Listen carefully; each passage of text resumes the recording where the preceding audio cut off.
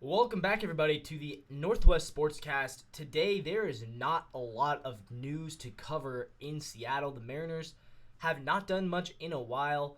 The Seahawks have not done much in a while. The only news there is the coaching search that is continuing, but there's not a whole lot of new information that we've been getting.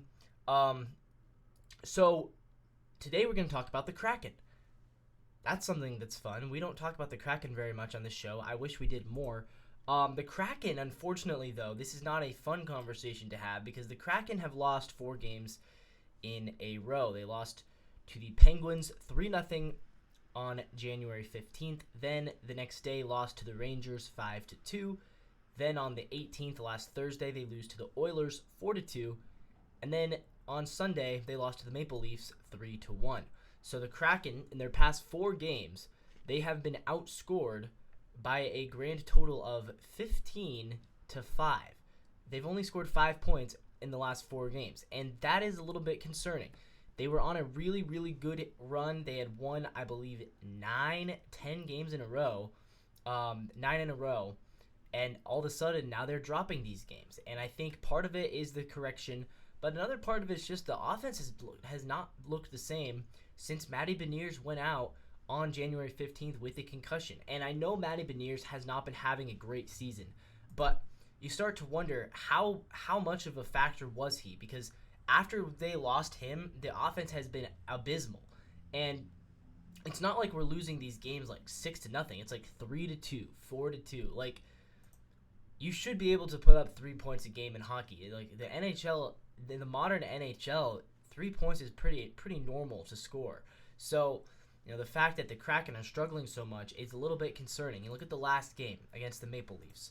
Only 1 goal was from Jordan Eberle, who has been one of the best players on this team. But, yeah, it hasn't been great. I mean, Joey Dackard played well. He only allowed 2 goals in 25 shots and 920 save percentage. That's good. And Joey Dackard, continuing to step up in that goalie role ever since Philip Grubauer went down. But it's like, I'm worried that without Matty Beniers, this offense is just not the same. And you think the impact that he has, it's more than just the goals. It's more than just the scoring. Because if you're going off scoring, he's not one of your best players this year. Like, he's 11th in goals this season. Like, he has not been this kind of elite player. He is, 6th on the team in assists. He is 8th on the team in points. His plus minus isn't even that good. His plus minus is one of the worst on the team, actually. But you start to wonder, could his effect be more than just goals? Could his effect be more than just the plus minus? I think his effect is more than that because we're seeing what this offense looks like when he's not on the ice. It's not the same. And this is not the same team. And so, yeah, there's definitely some cause for concern there because I thought the Kraken had turned the corner. And, you win 9 games in a row, and then you turn around and lose the next 4. Yeah, that's obviously tough.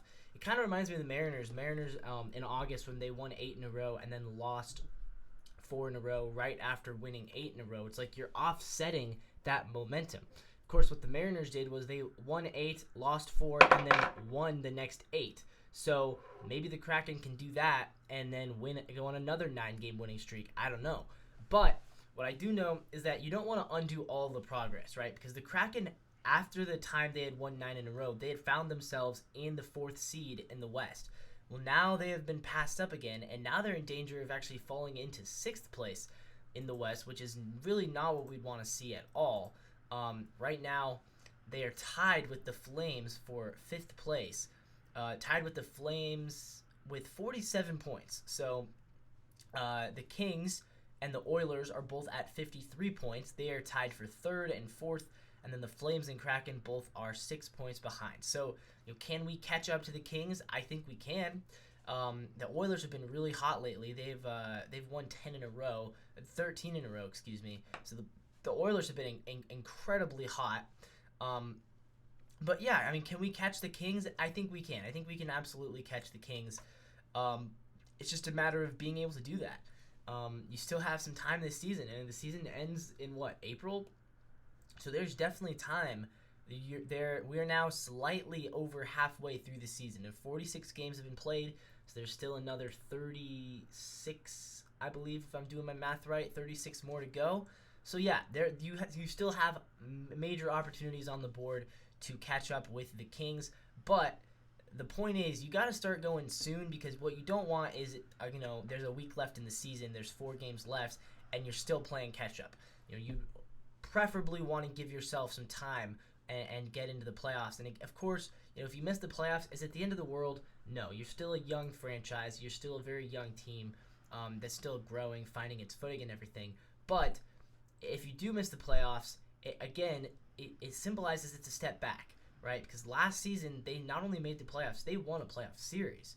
And so to take a step back, very similar to the Mariners, to take that step back and go from being in the playoffs to being out of the playoffs is obviously disappointing. And it just adds again to the Seattle sports this year being very disappointing. And as far as the Mariners, the Seahawks, both missing the playoffs after making it last year, and the Kraken, you really don't want that to happen to them as well. It'd be pretty unfortunate. As far as the Kraken go, though, the season, it's not over, but the season doesn't get a whole lot easier going forward. Look at the schedule, and there's some winnable games on here. The Blackhawks, who they play next, the Blackhawks are not a good team, so they should beat them. Then they take on the Blues, the St. Louis Blues, who have been pretty good this year. They've been pretty. I mean, the Blues are not the worst team. They're not the best team. They're pretty actually similar to the Kraken. The Blues play in the Central Division. They have 46 points, so they're 1 point worse than us. So that's probably about a wash. And the Columbus Blue Jackets, who are terrible. So there's another winnable game. Then they go on to play the Sharks for what I believe is one game against the Sharks on January 30th. And the Sharks are also not that good. The Sharks are worst place in the Pacific Division. So if you can pick up some wins upcoming against some of these bad teams, that sets you up pretty well. After that, the Flyers. The Flyers have been very good this year. I believe they're leading the Metropolitan Division. The Rangers might be. I'm not sure, but the Flyers are up there in the standings. Then they play the Devils. The Devils, who I don't think have been having that great of a season. I think they're pretty average. I wouldn't say they're bad, but I don't think the Devils are necessarily a scary team. And then the Islanders, who are, again, kind of average this year. And then they go and play the Boston Bruins, who are the best team for what feels like the 10th year in a row. I feel like the Bruins are always the best team. So that's kind of their next 8 games. A couple good teams in there in the Flyers and the Bruins. And they also got a couple of games against teams like the Blackhawks and the Blue Jackets and the Sharks, who you should be able to beat.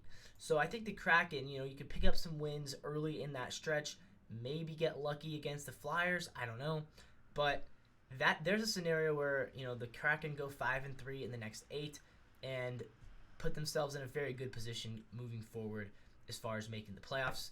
There's also a scenario where that doesn't happen, where you lose a tough game to the Blue Jackets, and then you lose badly to the Flyers, lose badly to the Bruins, and all of a sudden you're 3-5 in the last 8, and you're even further falling behind the Kings. And the Kings, the team that we do need to catch up to, you start looking at them, and like, well, when do we play them? Because that could help. And we don't play the Kings until you have to go all the way. April 3rd.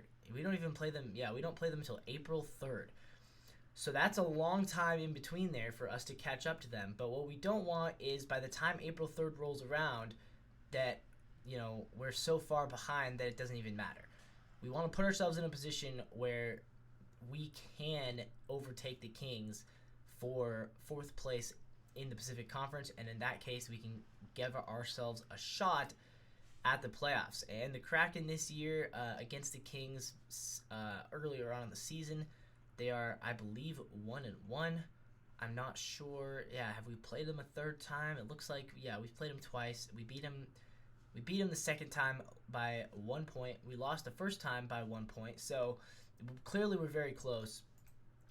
But that's the team we're catching up towards. I don't think we're going to catch The Oilers. I really don't. I think the Oilers, they've been so hot lately, and it makes sense. There's a very talented team with a lot of talented players. They were kind of underperforming early, so I think the Oilers were probably not going to try to catch them. I think it's going to come down to, can we catch up to the Kings? I think we can. I mean, I'm trying to be optimistic here. I think we can, but it's going to be challenging. So we'll see how that goes. But with that being said, that is going to wrap this video up. It's a really short one today. Yeah, just the Kraken to talk about in Seattle. There's nothing else going on in Seattle sports, which means, you know what that means? It means that, like, in a couple hours, there's going to be, like, some breaking news about the Mariners or the Seahawks. And then I'm going to have to hop on here and do another podcast. So if that happens, it happens. If it doesn't, then I get a bit of a lighter day today. And with that being said, go Kraken, go Mariners, go Seahawks, and we'll catch you guys in the next one.